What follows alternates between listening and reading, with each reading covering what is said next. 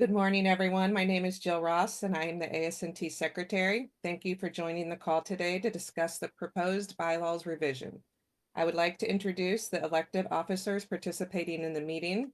Dr. John Chen, Chair of the Board of Directors. Is Clyde on? He is not. Okay.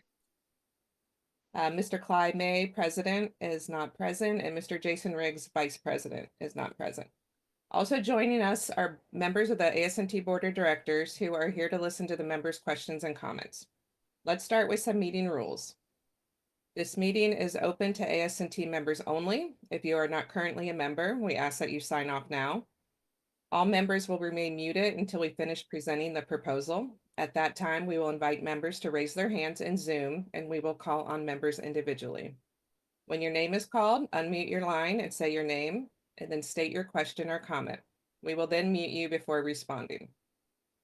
Members may also submit questions or comments through the meeting chat box, and we will provide verbal answers. The meeting will be recorded and retained for use by the Board of Directors to review members' questions and comments. In accordance with the ASNT bylaws, Article 7 amendments and revisions, members have been notified of ASNT's intent to revise the bylaws. Members have until April 16th to submit questions and comments to me at secretary@asnt.org. I will then respond, and the Board of Directors shall consider all questions before the board votes to adopt the revision. All questions, comments, and responses will be published on ASNT's website for transparency purposes.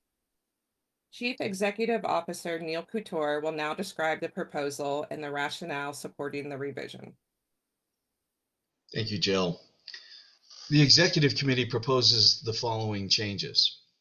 First, combine the positions of President and Chair of the Board under the title of President. Second, change the terms of office for President and Vice President from 1 year each to 2 years each. Third, eliminate the position of immediate past chair. And fourth, add the President of the ASNT Foundation to the Executive Committee. Currently, the elected officers include the Chair of the Board, the President, and the Vice President. Each serves a 1-year term. The immediate past chair, while not an officer position, also serves a 1-year term. This structure causes several problems. First, there remains role ambiguity and confusion between the Chair of the Board and the President. Who is in charge? It depends on who holds these positions and how they negotiate the distribution of duties. Each pair of volunteers tends to negotiate a slightly different division of duties between them. While this practice may not have created much conflict to date, retaining the practice could result in future conflict between the chair and the president. Within U.S. technical societies, separating the board chair and president roles and duties is unusual. Typically, the senior elected member is the president, who also serves as the board chair for governance purposes. Second, 1-year terms result in rapid turnover in the senior elected volunteer positions. Given the scope and complexity of the strategic plan and ASNT's operations, volunteers spend very little time in their respective roles before they're expected to assume new roles and responsibilities. Third, as ASNT increases activities in the international community in support of Pillar 5 of the strategic plan, global growth, we have observed discontinuities between ASNT's officer practices and those of other national societies, which create confusion and impact relationships. As noted in the first two factors above, title and role confusion, as well as 1-year terms, create challenges when engaging in the international community, where most foreign societies are led by presidents who serve 3 to 5-year terms. Fourth, the Executive Committee believes that with the extension of officer terms to 2 years each, as described above, there are few benefits from retaining past chairs of the board for another year. While it extends the volunteer's personal time commitment to potentially 11 years, 6 years as a director, 4 years as vice president and president, and 1 year as immediate past chair. Fifth, with the combination of the chair and president positions, the executive committee would be reduced from 4 members, including the chair, president, vice president, and president of ASNT certification services, to only 3 members, president, vice president, and president of ASNT certification services.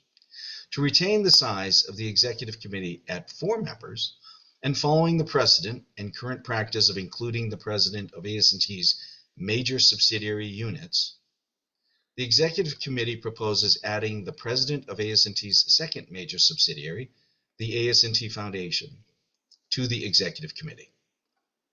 The impact to the board of directors would be a reduction in size by up to 2 positions, depending upon when in their terms directors are elected to vice president. Jill?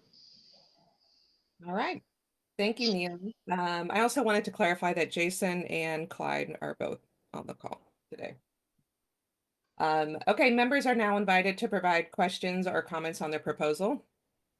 If you have any, please raise your hand in Zoom.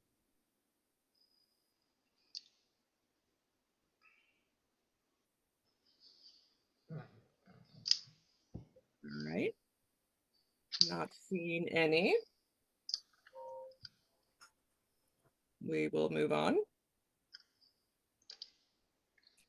As noted earlier, I'll respond to all questions received by the April 16th deadlines. And all questions, comments, and responses will be posted on the ASNT website for Remember Review. The email address is secretary@asnt.org.